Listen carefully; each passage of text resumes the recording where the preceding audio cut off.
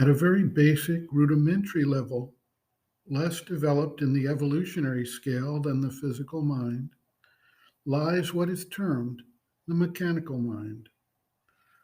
This level relies heavily on programmed repetition. It is programmed to have a simple instruction set, to repeat continuously whatever sets off its routine. The earworm is one such activity. The concept of an earworm basically is a musical theme or phrase or string of words that one cannot get out of one's head after hearing. It just keeps going on. Certain music, in fact, is developed in such a way that it tends to create such earworm effects. The mechanical mind relies on rote learning for its programming.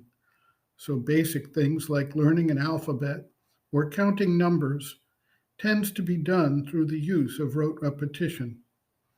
Military drill training is another form of rote learning that relies not on the higher intellectual capabilities of the mind, but on training this very basic mechanical mind.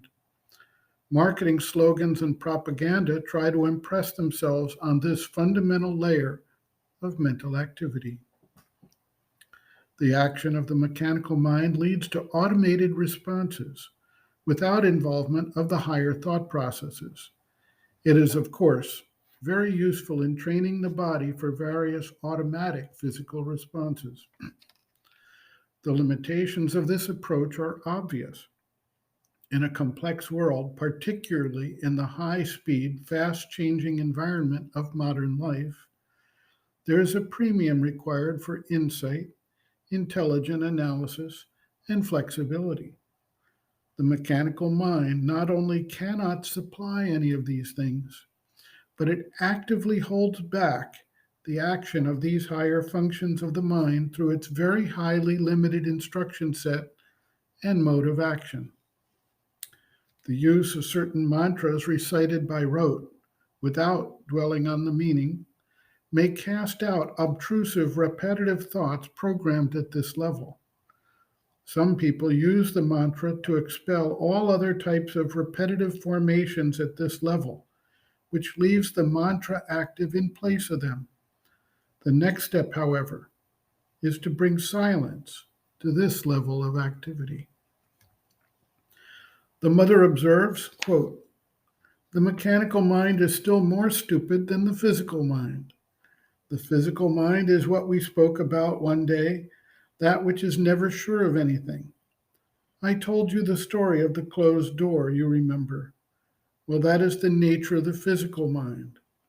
The mechanical mind is at a lower level still, because it doesn't even listen to the possibility of a convincing reason.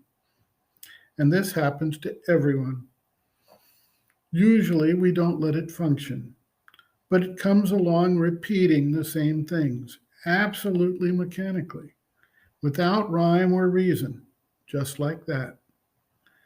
When some craze or other takes hold of it, it goes. For example, you see if it fancies counting 1, 2, 3, 4, then it will go on 1, 2, 3, 4, 1, 2, 3, 4. And you may think of all kinds of things, but it goes on 1, 2, 3, 4, like that. Mother laughs. Or it catches hold of 3 words, 4 words, and repeats them, and goes on repeating them. And unless one turns away with a certain violence and punches it soundly, telling it, keep quiet, it continues in this way indefinitely. End quote. Reference, Sri Aurobindo and the Mother, Living Within, the Yoga Approach to Psychological Health and Growth, Disturbances of Mind, Obsessive and Compulsive Thoughts, pages 32 to 35.